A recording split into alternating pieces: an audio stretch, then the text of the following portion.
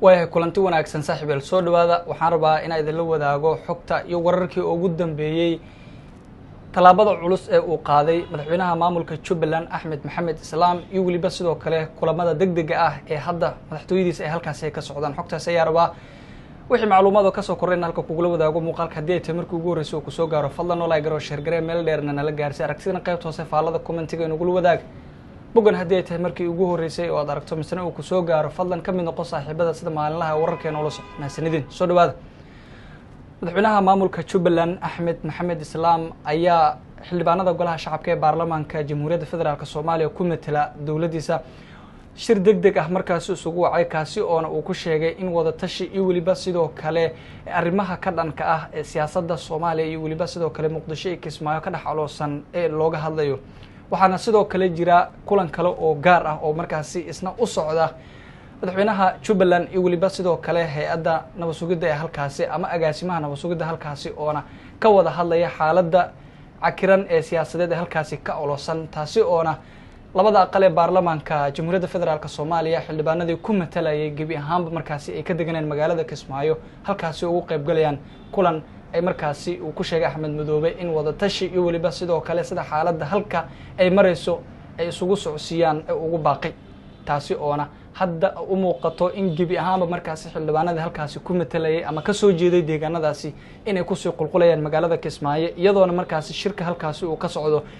saacadihii ugu dambeeyay ay soo baxayeen Axmed Madoobe iyo waliba sidoo kale hay'adaha nabad sugidda halkaasi ay kulamo gooni ay wada qaadanayaan taasi oona u muuqato waqtigan la joogayay in doorasho markaasi dadban halkaasi inuu ka qabto ama waqtigeedu ku asteyso uu qorsheynayo madaxweynaha maamulka Jubbaland Axmed Maxamed Islaam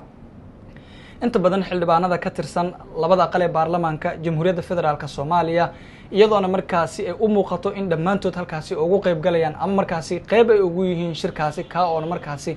si weyn loogu soo horjeedo misana dhabar jibin weyn ku ah dawladda Soomaaliya iyo waliba sidoo kale talaabada culus ee markaasi dawladdu ay qaaday oo ahaa in dalka uu aado doorasho qof iyo cod ah ee u muuqato waqtigan la joogay in aan markaasi qorshihii ama go'aankii ee ahaa in doorasho qof iyo cod ah dalka uu aado si weyn markaasi loogu soo horjeedo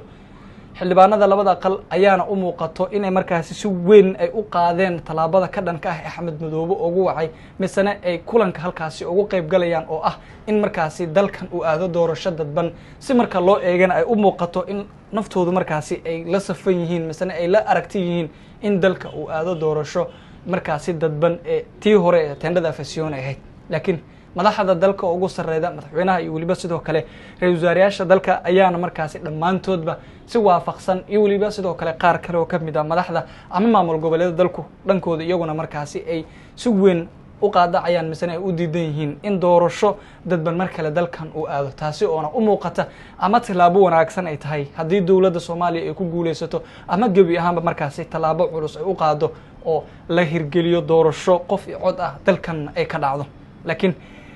Axmed Madoobe iyo waliba sidoo kale xildhibaanada labada aqal ee baarlamaanka ee ku matala maamulka Jubbaland ayaana hadda u muuqata kulamada xasaasiga ee halkaasi ugu socdo inay markaasi ugu hadlayaan xaaladda iyo waliba sidoo kale doorashada dadban ee halkaasi ka socota sidoo kale kulamo gooni ah ayaa hay'adaha amniga ee halkaasi Axmed Madoobe ay albaabada u xiriyeen kooda yeelaneen iyadoona markaasi labada kulanba diiradda lagu saarayo misana lagu falanqeynayo ayna tahayba in markaasi ay wada yeeshaan ama ay ka wada hadlaan masiirka ku aadan doorasho dadban oo ah markaasi ay u muuqato in mid albaabada ay u xiran yihiin oo naftiisa isku soo koobay ay u muuqato